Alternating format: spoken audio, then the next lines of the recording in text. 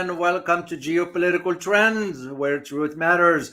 I know this comes so fast, unexpected. That's why I posted the survey for the community, whether you guys would like me to provide you a brief analysis about the interview that Tucker Carlson, conducted with the Russian President Vladimir Putin.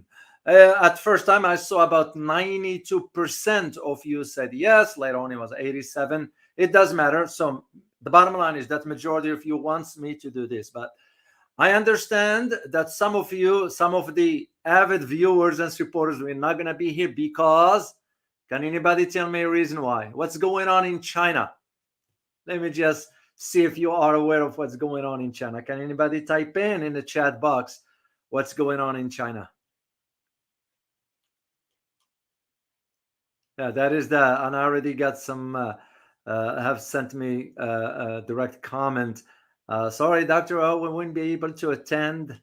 Why do you think that is? What's going on in China? New Year's. That is correct. Ken Cho, you're absolutely correct, sir. Is the Chinese New Year. Peng Yu is the Chinese New Year, is the dragon. So as you know, it goes 12 signs that every year it rotates. So this year is the year of the dragon.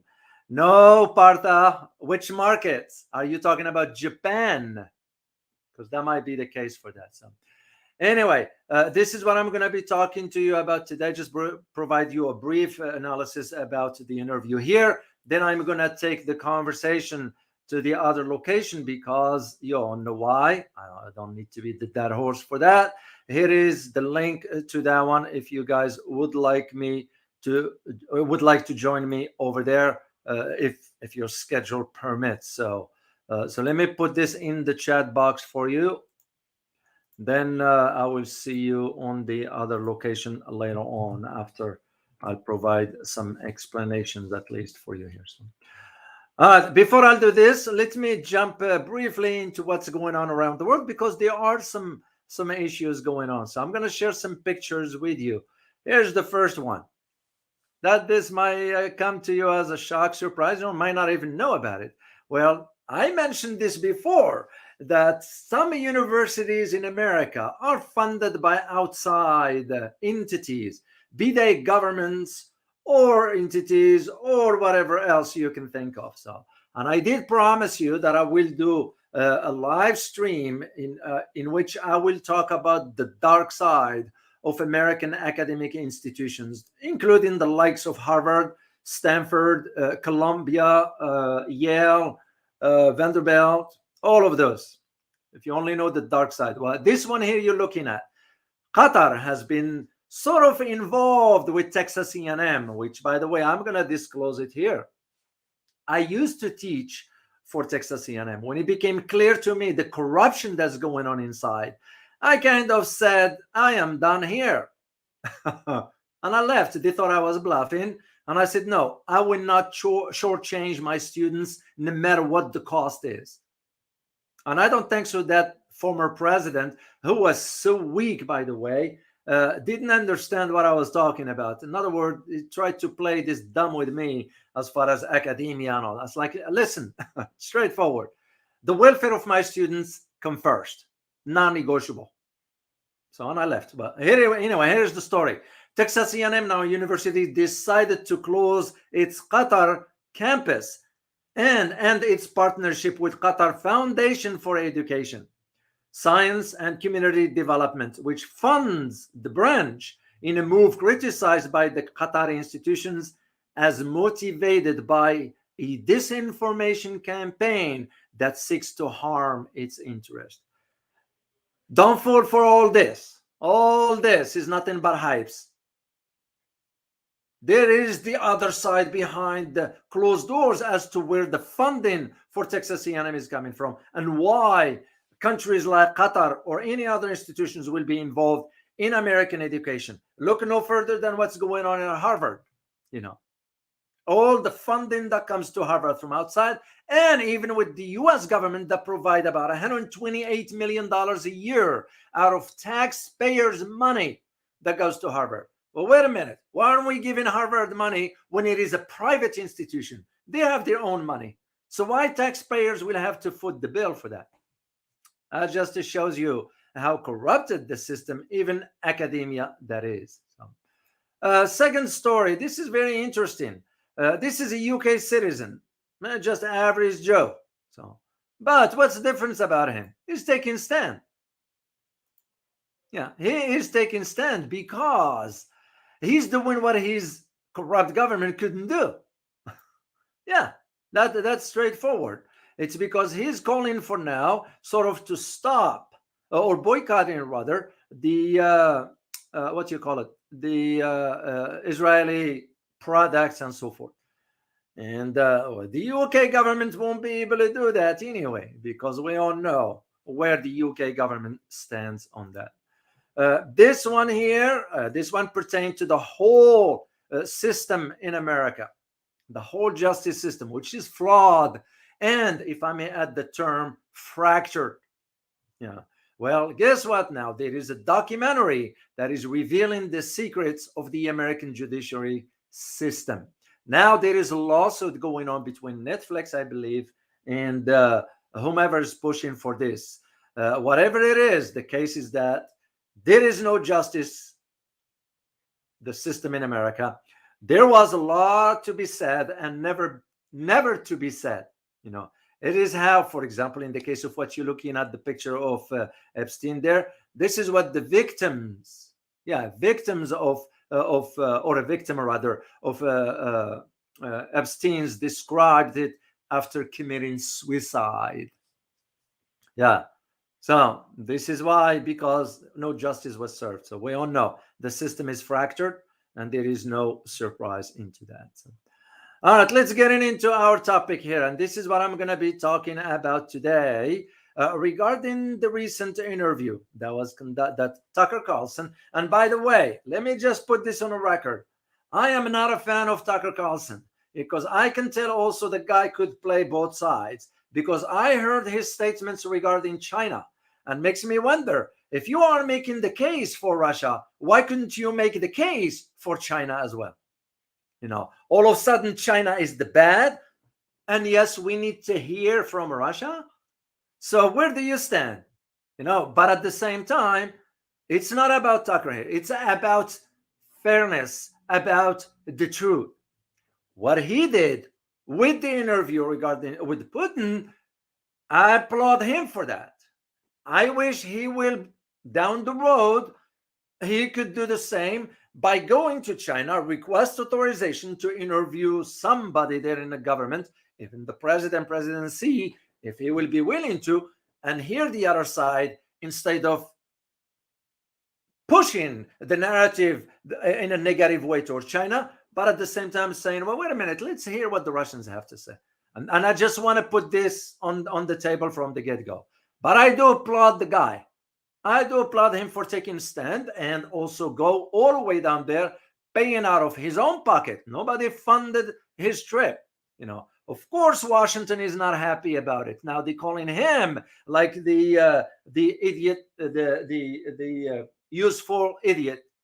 This is what the Hillary Clinton called him. It's like, okay, why would you call him that? You called him that because you didn't like the fact that he's going to do the interview, and the interview will expose the truth that most Americans do not know vis-a-vis the Ukraine conflict. So now I listened to it, not in its entirety, because I do know the first like 30 minutes or so of the interview was about history, which I found it very fascinating, but also gave me an idea about how well versed the Russian president is regarding the history of his country and of the world, for that matter. And I sort of the points he talked about, I addressed them in my Russia book right there. That's why I kind of skipped through that to get to what exactly. I did find one particular answer that when he's asked, because he was asked in which the Russian Russian troops will invade or occupy or send the troops to Poland. Poland keeps coming up a lot in the conversation, and there is a reason for that. It's because Polish policy, foreign policy that is, it is not made by the Polish government. Let me just say this on the record. It is structured behind the scenes by the American ambassador, who is the son of the Brzezinski. You all know who Brzezinski was. Well, his son is the ambassador of the U.S. and pushing the same narrative that Russia is bad and Polish government will have to do A, B, C, and D. And this is what I found. The former President Duda was useless. I don't know. I am sure there are some good individuals inside Poland, but again, where the political climate in Poland, and I was there twice this past year. So I kind of had my own conversations with the individuals from there, those who are well versed. In addition to, you all remember, I had a conversation on the other channel with Mike Grupa, somebody I trust because he's well versed into all this. Anyway, when asked, Putin, Russian President Vladimir Putin, when asked if he could predict, for example, a scenario by which the Russian forces will be sort of dispatched to or deployed to Poland. And the Russian president's answer was straightforward, that it could happen under one scenario and one scenario only. And I can see the logic and the arguments for it is that if Poland attacks Russia, which you and I know it won't happen, but if we push Poland to the forefront, because that is exactly what we have been doing with other countries. I'll give you the example of Philippines. I'll give you the example of South Korea. I'll give you the example of Japan. I'll give you the example of Australia. This is what we're doing. We're pushing them to the forefront. And now give you the example of Europe regarding Ukraine. Let me remove this slide here. Okay, here we go. And this is where I see I found it very, very interesting. Not that I did not expect this personally. I did because when I wrote my book about Russia, back then I argued that if the US will move certain types of missiles into the Polish soil, Russia's going to react militarily. That's what I meant by that. The other thing that I found very, very interesting is that one of the messages the Russian president was sending to the US and the collective West. Well, when I say collective West, those are useless. The Germany, France, UK, and all the rest.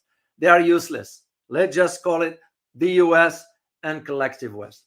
One of the messages that I believe he was sending in a subtle manner has to do with how much the West is in denial about the realization that it will be impossible. Yes, I use that term. Impossible for the US, West, NATO, whatever you want to call it, to defeat Russia in Ukraine. It's a fact. And that I found it very, very interesting. Which means why? Which means what? It means that as long as the West keeps sending weapons, Russia just going to maintain the status quo as is. Because defeating it ain't going to happen. Meaning defeating Russia ain't going to happen. NATO will not be sending its forces on the ground because that will be a declaration of war. So what we're going to end up with? We're going to end up with the first statement we said when this conflict started. You fight the Russians. Can anybody complete the sentence for me? Let me see in the chat box if you guys can put that in. And that was said from the get-go. From the get-go. Can anybody tell me you fight the Russians till? Let me see here. I know there's a delay here, guys, by the time you type in your answer and it'll show up.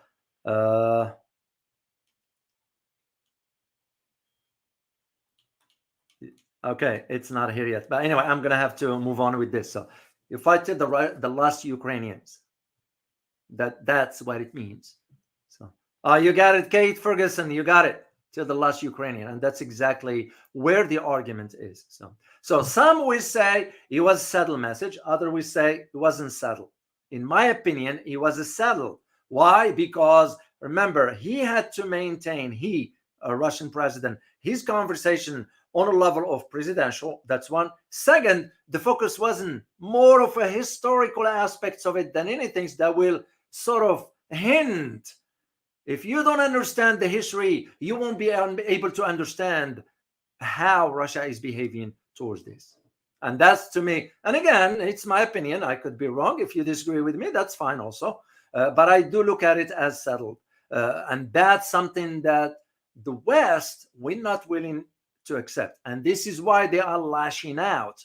They are angry. As a matter of fact, there were some stupid comments from some inside Washington calling for not allowing Tucker to return back to the country. Well, wait a minute. Why? Isn't that what democracy is all about? For him to be free and to interview whomever? So that means, in my case, hypothetically, if I am to go and request permission from the Chinese government to interview Mr. Wang Yi, will I be able to return to my country here? What kind of logic is that? And to me, those individuals in Washington that calling for that, which, by the way, are neocons, no more, no less, it's because the fear. They don't want people to know the truth. Because now you are hearing the other side of the argument, which most of us Americans, those who are not very savvy or familiar with how geopolitics and so forth, or will not know where to look for the information, will not be able to get to it. We never know. So, because there is something important about this, is to understand where our tax dollars are spent on. And this is why Washington is angry. And the EU is going to impose sanctions on Tucker for not traveling there. I bet you the EU has been ordered by the US, because US, it won't look good, the optics of it, that the US government is sanctioning one of its citizens. That's kind of problematic, the optics of it. So you order your vassal states to do that, the EU in this case. And that is why I found it very, very interesting. Another point that, based on the conversation or the questions that Tucker asked, has to do with, okay, is there any interest in Russia expanding the war in Ukraine to other locations? And the answer was no, not necessarily. And especially the two locations, Poland and Latvia. Well, we all know who's managing the internal political dynamics in both countries, Poland and Latvia. So that I found it very, very interesting. It's because, again, the West has been realizing for the last 8 months or so that defeating Russia and Ukraine will be impossible, even with NATO getting involved. Well, NATO's not going to get involved to begin with, because that is the same thing NATO did to Georgia. If you all remember what took place about over a decade or so back in Georgia. Back then, he used to be the former president, Mikhail Saakashvili, who was, by the way, educated right here in the US. We're the one who put him there. There start to be tensions in South Ossetia and Abkhazia. I remember this one because I wrote about it. And we told him, hey, you go ahead and fight the Russians. We're behind you. When the first shot was fired, he reached out to NATO and said, are you guys going to help me? Are you going to help me? We said, what are you talking about? Are you out of your mind? Do you want us to fight a nuclear Russia? And it took Russia about a week and a half, took over Abkhazia and South Ossetia, never returned. And I see the same scenario going on right here. So now, there are those who call in some voices, be they in London, in Berlin, in Paris, in Madrid, or in Washington, or Brussels for that matter. Those are calling for, well, we're going to have a strategic defeat of the Russians on the battlefield. It's nothing but hypes. You look at right now what's going on in Ukraine between the comedian Z and his chief of staff. They are butting heads. And comedian Z couldn't fire him. It's because the comedian Z has no options but two. One, either to let things as is, or he's going to have to sort of drop everything and leave. Well, leaving ain't going to be going to his villa in Miami or villa in Italy or some location in France or whatever. He might end up in some back alley taken down. You all know what I mean, right? And I'll detail more when I get to the other location with this. So, and this is what I'm saying. The idea of where the truth is that most Americans ought to hear. You kind of give credit where credit is due. Do I agree with Tucker Carlson? Oh no, I don't. His views, and to me again, it was that you play in two separate standards here, one towards Russia and another one towards China. I don't find it very troubling. My opinion. Have nothing against Tucker. I'll be happy to debate him on this issue. But at the same time, if you are to be independent, which some of us, I know, I don't work for any entity, which I won't anyway. To me, you gotta be pragmatic and sort of realistic in your assessments regarding countries when you deal with geopolitics. That's to me, it's no brainer. So how come you are saying, oh, it's okay for us to hear from Russia, but it's not okay to hear from China? And again, I am not advocating for China or Russia or any other country. You all know by now, guys, I don't do that kind of stuff because that's not me. But I am advocating for objectivity for the truth because it matters. And that's because Americans now are being fed some narrative regarding China that is so negative. Well, wait a minute. Don't they deserve, American people, to hear the other side also? Well, how are we going to hear that if the narrative is controlled, which you all know how? And that's what I intend to detail a little bit more as I move forward on the other platform. So. Now, one of the questions that we're going to ask ourselves, which, by the way, I forgot to tell you what the questions were. I'm going to put them up for you here. Sorry, guys. This comes so quick, and usually, as I always do, it takes me about a day to prepare my own information. But so the question is, why did the Russian president agree to the interview? He's president. I'm not saying it's just you're gonna have to maintain the diplomatic protocol and so forth. Why did he agree to the interview? Second question: will the Americans, when I say Americans, people, not the government, because we all know where our government is, accept the truth? And the third question, is the collective West now exposed for its lies? And those are legitimate and fair questions because we ought to consider this as we continue our conversation here. And this is why, like in the first one, it will be, okay, well, why did he agree? Why did the Russian president agree? Because he turned down some others. And I was aware of that some were trying to. But again, those who were trying and those who criticized Tucker by saying, oh, no, we were trying and the Russian president never want to grant us audience, whatever. Well, it's because you were biased. You were already coming with a preconceived notion of how to push the narrative. So in the Russian president's opinion, the reason they agree to Tucker, you tell me that Russia wasn't aware of Tucker when he was at Fox and how he was bashing the Russians? Do you think they don't know that? Or they forget that? But all that aside, is because at least in the judgments of the Russian president, he agreed to the interview with Tucker is because the approach, Tucker's going to approach it from a different perspective because he doesn't work for a network. A network goes after the rating. This is why I'm saying to you guys, if you watch CNN, turn it off. If you watch Fox, turn it off. If you watch CNBC, turn it off. Any outlets, be they here in the US or in Europe, just turn it off. My advice, you do what you want.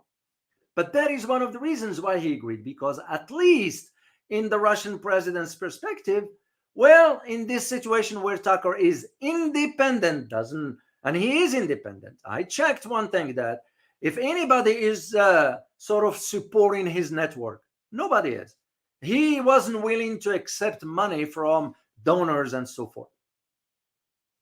And once again, just for the record, does that mean I agree with him on everything? No, I don't.